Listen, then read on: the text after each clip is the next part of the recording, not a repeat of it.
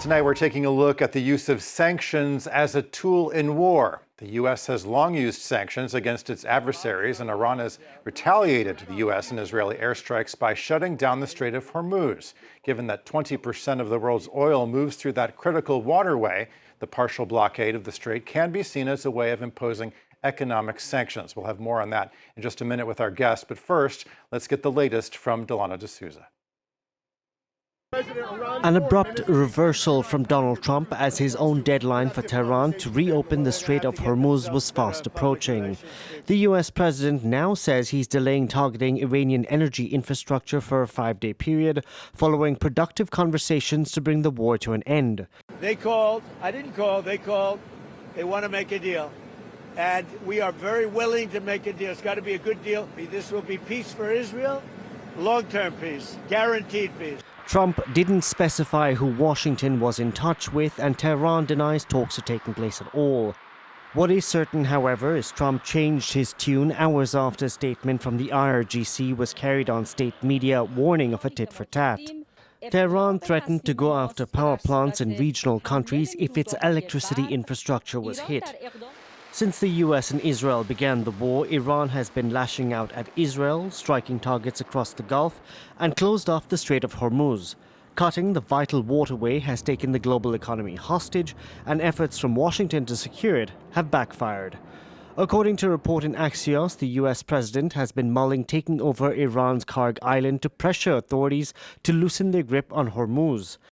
The rocky outpost off the coast of Iran is viewed as the crown jewel of its energy infrastructure, and over the weekend, officials in Washington refused to rule it out. Karg Island, I want to ask you about your statement. You said it could become a U.S. asset. What exactly does that mean? Could U.S. troops go into Karg Island to secure it? Again, as I said, all options are on the table.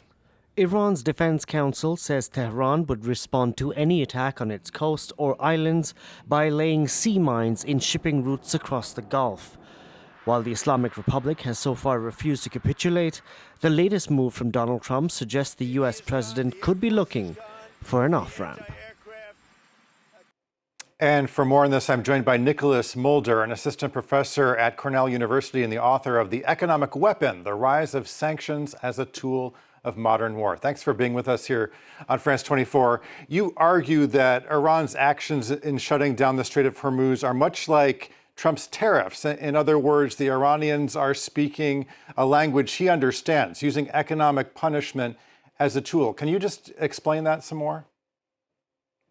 Yes, absolutely, and thank you for the invitation. So I think that the way to understand the effective blockade of the Hormuz Strait that Iran has imposed since the beginning of this war is as a way of retaliating against an American and Israeli attack that targets those adversaries in an asymmetric way.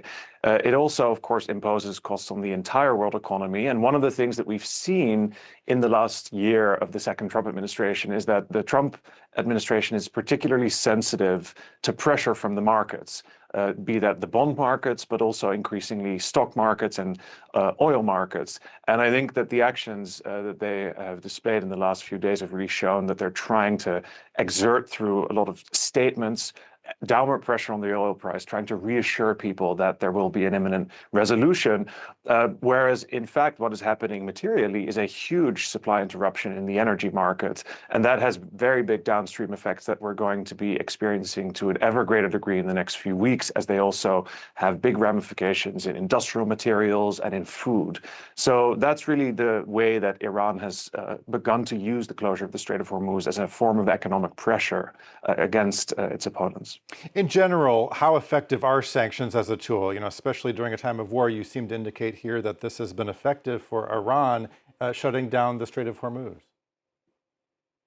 Well, it's, of course, a weapon of last resort. Iran has long threatened to do this if there was going to be a serious war. The possibility that it would happen had been anticipated in a lot of studies of the war, but it seems like it didn't factor into the decision-making of the people who began this war 3 weeks ago. Now that it has happened, of course, the question is, will that pressure be enough? Can the American administration exert some sort of counter-pressure to reassure the markets?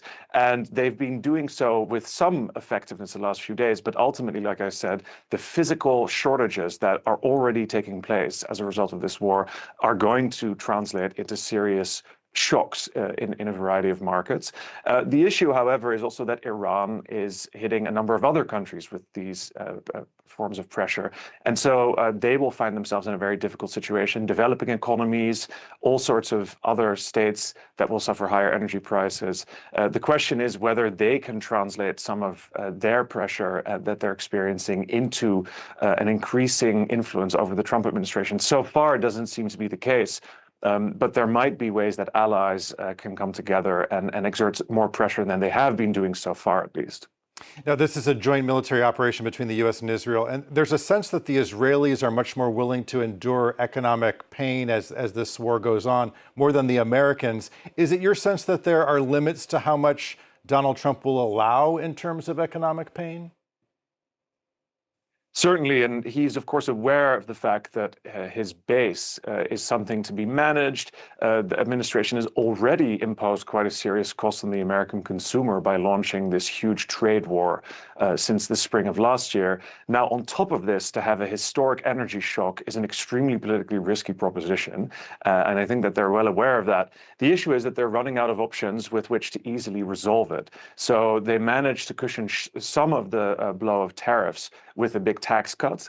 Now, however, they have also tried to offset the energy shock effect with a very big release from the Strategic Petroleum Reserve, and they've also begun to lift sanctions on Russia and on Iran, not entirely, but for oil that is already out on the global ocean. And that really shows that there are limits to the degree that the US can tolerate economic blowback from its own sanctions, and that indeed it will have to, or at least feels like it has to, undo and dismantle some of its sanctions against other countries.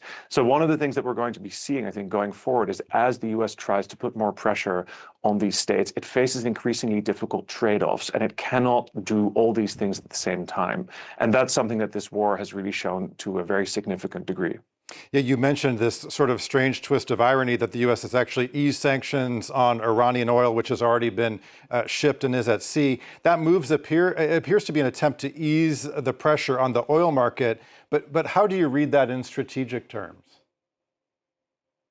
Well, I think initially it became clear that once there was a very large release from the Strategic Petroleum Reserve, it was not immediately the case that traders felt reassured by that. In fact, because that release was so large, it seemed to be an indication that this was actually a very serious crisis. So there was further upward pressure on the oil price. Now, the American government is effectively treating the shadow fleet, which Venezuela, Iran, and Russia have all been using in the last few years to evade and get around American oil sanctions. They're using that shadow fleet as a kind of extension of their own strategic petroleum reserve.